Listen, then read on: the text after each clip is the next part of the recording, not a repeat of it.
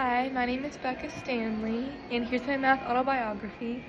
I'm majoring in elementary education with a concentration in reading, and right now I'm in Minneapolis on a conference, so I'll be back to school tomorrow. But yeah, we'll get started. So learning math for me, I never was a fan of it. I never really liked it. It was always definitely my hardest subject. I always favored like English, history, humanities, art, like anything like that over math. I did like science, but like math, I like dreaded it every time I had to go. I just like wanted to, like, once I was like in like high school so far along, I was like, I just give up. Like, I'm never gonna be good at math. Like, it just isn't my thing, and it was really hard for me. Like, if I wanted to learn something, like being in class wasn't enough for me. I'd have to like go home and go on YouTube and search up stuff to like try to understand it better. And then, one second. So the students in my class, they were like pretty much the same as me. Like, we were pretty much the same race. Like, there was diversity, but it was like around the same. And like there were boys and girls, a pretty good mix, and we were like pretty much from the same like socioeconomic background. So my class was like pretty similar to how I was. And some specific events in math is, I feel like a big one was like COVID, my freshman year. So that was like at the end of second semester freshman year, and then from then my teachers didn't like really know how to teach after COVID. Like, they did, but like it was obviously different. And so I feel like my math education really hindered because of that. I already wasn't confident in it, and then I feel like the teaching was like not conclusive. It didn't make sense. We had to like be virtual. I could not do it like just virtual.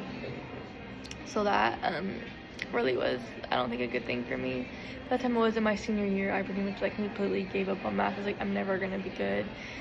But then when I got to college and we learned about growth mindset, I was like, I literally can't keep on living like this, like hating math, because I'm gonna be a teacher. So I just like changed it to a growth mindset. I'm like, I can be good at this. I have a fresh start. I can just try. So from like my first math class in college, I've gotten a lot better at math. It doesn't stress me out as bad anymore. Like, I know I can do it if I just try. And I feel like my teachers have like a lot of good supports for that. And if I don't understand anything, I can just go to YouTube, and usually I can learn it in like 5 minutes.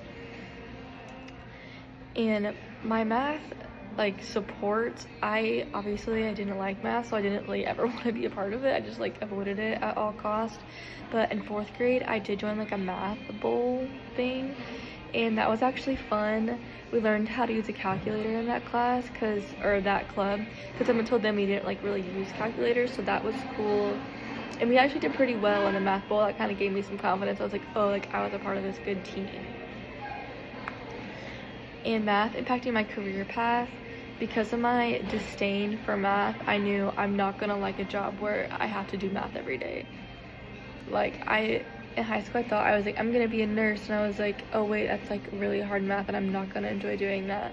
And I was in health classes, and as I learned more about being a nurse, I was like, okay, that's not for me. And I found a love for teaching, and it definitely has impacted my career choices, but obviously it's for the best, because I don't want to be in a career doing something I don't like.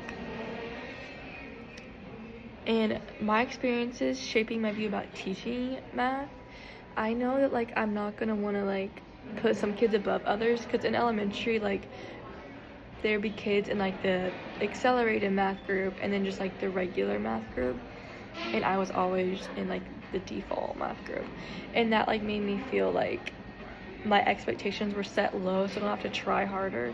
But whenever I'm teaching, I want all my students to like give them all high expectations and support, knowing they can reach these goals. And I think just like pushing them all and like truly believing in them, because I was like put in like default math and like always feel like I was like in the middle to low of math, I never felt pushed. So I want to make sure all my students feel pushed to do their best every day. And yeah, my journey with math was probably terrible for a long time, but now it's a lot better, and I feel confident about teaching it, and I know I'll be learning every day, and I'm never gonna know everything about math. But thank you for watching.